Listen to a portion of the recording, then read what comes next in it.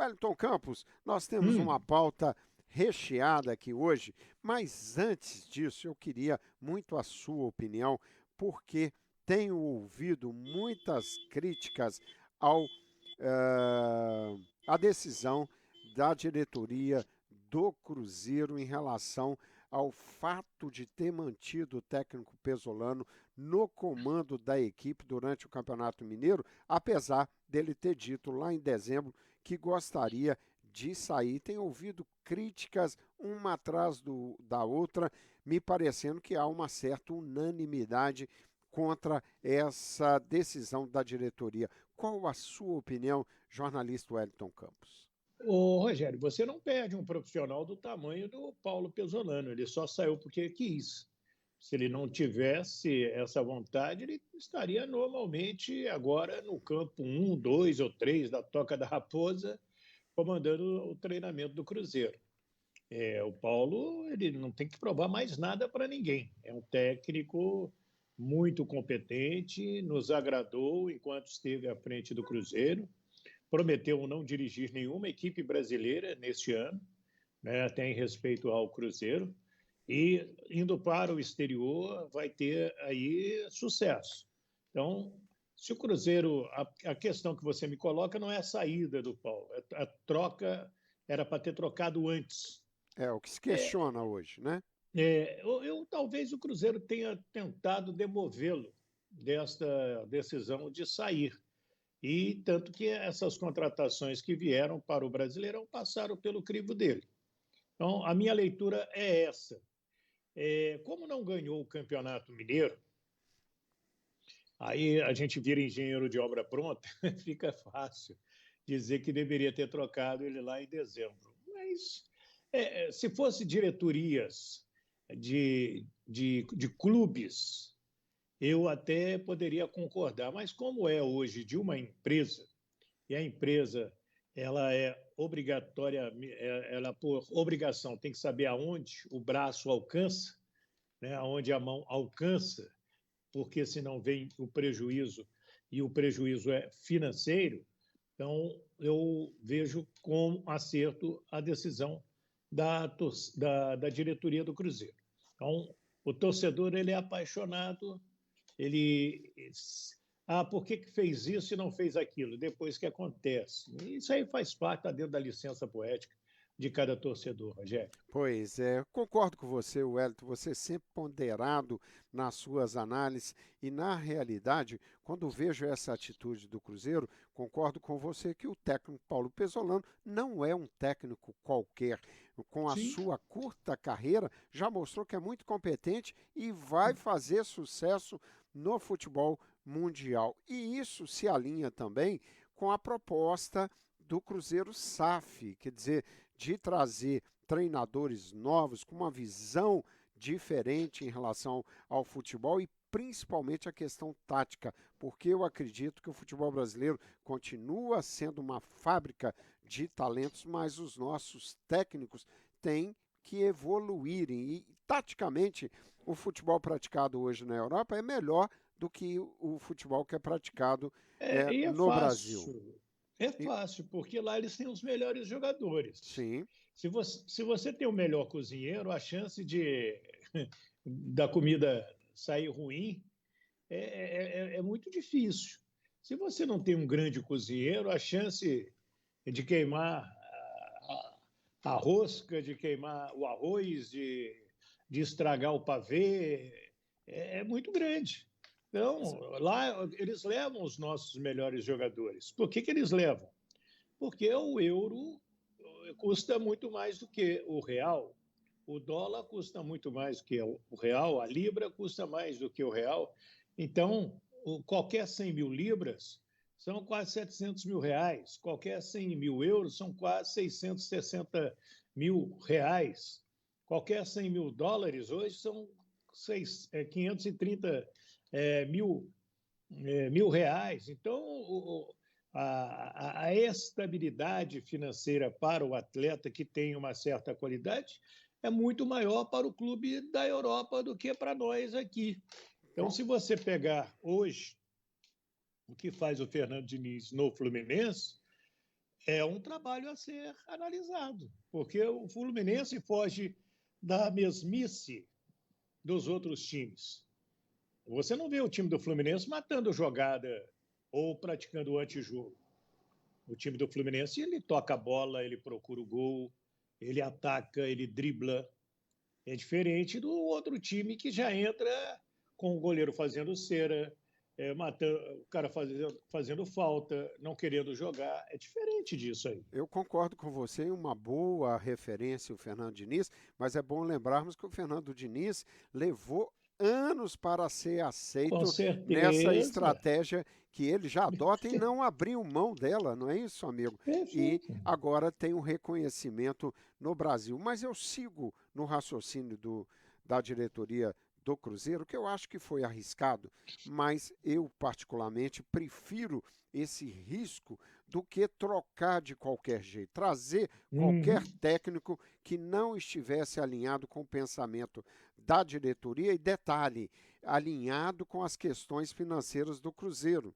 Foi buscar um técnico, quer dizer, em termos de perfil, aparentemente tem o perfil ideal para essa sequência. É um técnico que parece também, como o Pesolano, ter um futuro brilhante, reconhecido como um técnico muito promissor e com um detalhe que pode servir de exemplo para o próprio Pesolano. Ele dirigiu equipes pequenas, de orçamentos baixíssimos, que não tinha como a qualidade dos seus jogadores enfrentar grandes times de Série A lá em Portugal, a exemplo do que está acontecendo com o Cruzeiro agora, e adaptou a sua filosofia de futebol, que é ofensiva, mas recuou em alguns times, montou boas defesas, porque não tinha qualidade técnica para encarar de forma aberta times melhores. E lá em Portugal, a distância dos quatro maiores e melhores times de Portugal para o resto é enorme, é um abismo, né? É um abismo. Então, eu acho que esse raciocínio é exatamente o que o Cruzeiro precisa agora. Um técnico que chegue e tenha muito cuidado com a equipe que vai montar, mas comece principalmente com o que ele fez lá em Portugal, formando uma boa defesa. E abra mão de alguns esquemas que talvez você tenha preferência. Por exemplo, a única, não é crítica, é só uma análise, como você disse, depois que É uma já constatação. depois que já aconteceu, é fácil analisar. Mas, por exemplo, o Pesolano insiste em três zagueiros, é uma maneira de jogar que deu certo o ano passado, mas hoje, na minha opinião, ele tem zagueiros de pior qualidade do que tinha o ano passado, na questão Ele dos não tem o Zé zagueiros. Ivaldo. Ele não tem o Zé Ivaldo, exatamente. E perdeu o Brock, que com todas Sim. as críticas que se faça a Uhum. ele mostrou que é um jogador que se superou, né? Tem deficiências técnicas, mas compensou com muita garra, com muita luta.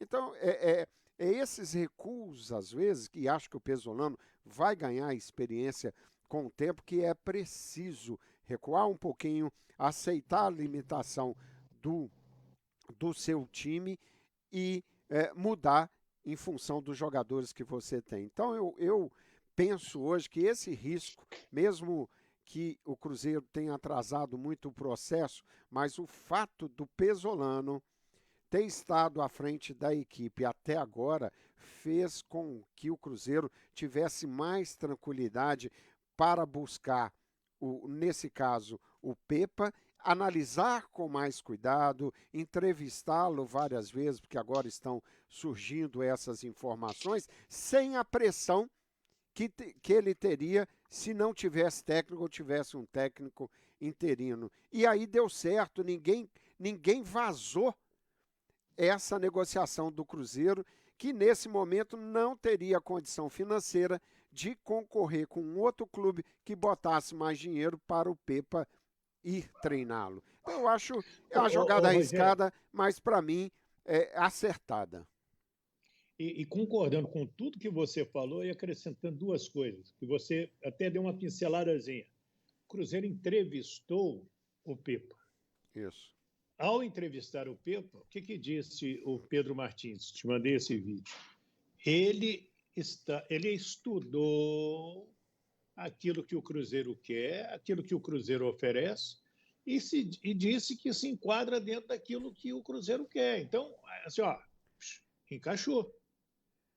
Isso. Isso aí encaixou no papel. Agora nós vamos botar, né, um bonezinho nele, uma camisa, um apito, um calção, meia, chuteira. Vamos botar os jogadores no campo, vamos jogar para ver. Vamos em cima da sua primeira pergunta. Wellington, torcedores do Cruzeiro, quase a unanimidade, dizendo que o Cruzeiro já devia ter trocado em dezembro. Então vamos viajar na maionese. Aí, dezembro, reúne a imprensa, ó, Paulo Pezzolano está fora, está chegando aqui o Zé das Couves. E aí o Zé das Couves vai e não faz um campeonato, faz o mesmo campeonato que fez o Paulo Pezzolano. O que essa mesma torcida que quer, ou que queria, que trocasse em dezembro, faria agora essa semana? Troca. Isso, a pressão seria enorme. Aliás, Seria enorme. dessa maneira que o Pepa vai assumir, não haverá pressão, não é? Ele não vai ser culpado de nada. E acho, Wellington, aí achismo... E nem pode ser. Nem pode ser. Isso aí é uma maneira covarde que o futebol brasileiro trabalha. E vou te dar um exemplo de um cara chamado Renato Gaúcho, que ficou 123 dias à frente do Flamengo. Eu fiz questão de contar na folhinha. Só faltou ser aquela folhinha mariana que a gente comprava na casa paroquial e pregava na parede em casa. A sua casa tinha a folhinha mariana, que sua mãe olhava quando podia plantar cebolinha, a abobrinha, cenoura e tudo. Pô, maravilhosas as folhinhas marianas, que eu te confesso, até não sei se ainda existem. E era de uma cultura incrível a folhinha mariana. Quem tem a nossa idade está entendendo o que a gente está falando. Então, eu contei lá 123 dias. Mesmo que seja o Renato Gaúcho, mesmo que chegue um time da grandeza do Flamengo, você não tem como colocar a sua filosofia de trabalho, Rogério. Exatamente. Então, para enquadrar no Pepa, o Pepa vai chegar agora, se ele passar aqui agora, você tocar o interfone, vai ter o Pepa quer falar contigo. Eu tenho um amigo meu de Nova Iguaçu, o Paulo Júnior, que quer chamar de Pepa. Assim, pô, fala para o Paulo Júnior subir. Não, é o novo técnico do Cruzeiro. Opa, então peraí que eu vou saber quem é, que eu não conheço. Você conhece? Ninguém conhece. Não. Estou conhecendo não vem... agora, correndo atrás de informações. Sim, pesquisando. Vai lá no Dr. Google e puxa a ficha do Pepa. Né? Vai aparecer uns gato-mestres aí. Aqui no Rio a gente usa a expressão de gato-mestre. Gato-mestre é aquele que sabe tudo. Falando que não, que eu já conhecia, que ele fez um belo trabalho, que é promissor. Vai tomar banho que não conhece, Rogério. Então, ele chega com o respaldo da diretoria, com a responsabilidade da diretoria e com aquela frase: meu filho, vai lá e trabalha e dá o seu melhor. Pronto. Pois é, e consciente da situação de baixo orçamento que o Cruzeiro tem, e eu vou arriscar aí, aí é achismo, puro. Acho Perfeito. que o Cruzeiro, com esse período pequeno que o Pepa teve de analisar o elenco do Cruzeiro, o Cruzeiro pode trazer aí talvez 2, 3 jogadores, não jogadores craques, mas já dentro da orientação do que o Pepa viu durante esse período, que é preciso realmente reforçar principalmente a parte defensiva do Cruzeiro. O Cruzeiro precisa de um lateral direito, precisa de mais um zagueiro. Eu acho que provavelmente agora o Cruzeiro pode ir ao mercado com cuidado, sem fazer loucura e melhorar o elenco para que o Pepa siga em frente. Bom, Wellington, vou recortar essa participação sua nesse bate-bola comigo, porque a minha opinião e a sua opinião divergem de vários analistas no futebol brasileiro. E é legal divergir, não é isso? A gente fica aqui de fora e pelo fato de viver nos Estados Unidos, a gente fica um pouco longe dessa pressão que vocês, jornalistas, sofrem do torcedor e de veículos grandes dos quais vocês trabalham, há muita pressão de todo lado, né, de torcedor, de visões que realmente, às vezes, não analisam, não é não analisar, é não tem a possibilidade, às vezes, de friamente poder olhar um outro cenário. Essa estratégia do Cruzeiro que está sendo criticada vai depender do que vai acontecer no campo, não é isso? Pode dar É certo, lógico, pode dar e é certo. isso que você está falando, Rogério. Eu trabalhei com o doutor Luiz Sveiter, desembargador, foi presidente até do Tribunal do Rio de Janeiro, e a gente falava, doutor, fulano está fazendo pressão. Ele dizia, Wellington, pressão só arterial. Então, e eu aprendi isso com ele. Pressão no futebol, paciência. O torcedor, ele tem licença poética. Se o time dele ganha, é o maior do mundo. Se o time dele perde, é o pior do mundo. Então, isso é evidente. Nós que somos formadores de opinião, que precisamos ter o equilíbrio, né? De perceber o detalhe que às vezes passa lotado pelo torcedor, porque a paixão dele atropela alguns pontos, e ele não está errado, não. Ele é digno dessa paixão, ele é digno desses atropelos. Cabe a nós fazer aí o ponto de equilíbrio. Hoje, a SAF do Cruzeiro, e ela sabe que uma coisa era investir para a Série B. Sensacional, 100%, não tem um senão, não tem um arranhão. Foi campeão com antecedência, melhor campanha, lelé, primeira divisão. Pá. Agora é uma expressão de corrida de cavalo. Você mudou de turma. Você larga de correr com aqueles cavalos e vai correr com outros cavalos. Cavalos maiores, cavalos mais fortes, cavalos mais vencedores. E aí você tem que ser um cavalo também que consegue correr com essa turma. E o Cruzeiro sabe disso. O Vasco sabe disso. O Bahia sabe disso. Estou falando de clubes SAF. Você vê o Botafogo, que tem uma SAF aí de um ano já, e segue batendo na parede. Parece, sabe aquele carrinho do Netinho, de bater na parede? Sim, Ele realmente. bate e volta. Né? E não está errado, não, gente. Funciona dessa maneira. E o que mostra, o Wellington Campos, que somente a SAF, o nome SAF, não é a garantia que vai dar certo, não é isso? Se Perfeito, não tiver perfeito. atrás do dinheiro uma boa administração empresarial, a visão realmente de como deve se administrar isso, o dinheiro vai para o ralo, como vai na associação também. Bom, Wellington, Perfeito. E você, só para concluir, Rogério, e o seu combustível é o torcedor, tanto no time clube como no time empresa. O seu combustível é o torcedor. Por exemplo, aqui o Vasco. Eu sempre estudo, você já viu, eu sempre estudo. O Vasco hoje perdeu combustível. Por quê? O que a SAF entendeu? Montamos um time de 100 milhões, papapá, estamos bem, vamos aumentar o ingresso. O ingresso de R$ 50 passou para 150. O de 150 passou para 250. E aí o que o torcedor faz? Ele não vai. Ele freia, ele segura. E aí o time sai para o ABC na Copa do Brasil, sai para o Flamengo do Campeonato Carioca, ele praticamente abandona. Por que sócio-torcedor no Brasil não dá certo?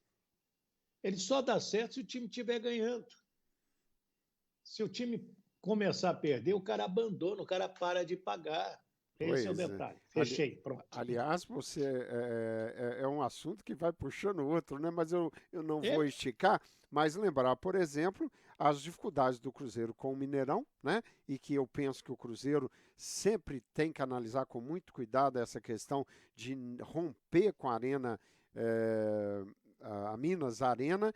Por exemplo, uhum. o Cruzeiro que chegou a 70 mil sócios torcedores no final do ano passado, com esse rompimento com a Minas Arena, já está com um número abaixo de 60 mil sócios torcedores e é bom ligar o Parece que já sinal de é alerta, né? parece que já está menos de 50. Então, Que é pior ainda. Desacelerou mais rápido do que eu imaginava. Hum. Wellington,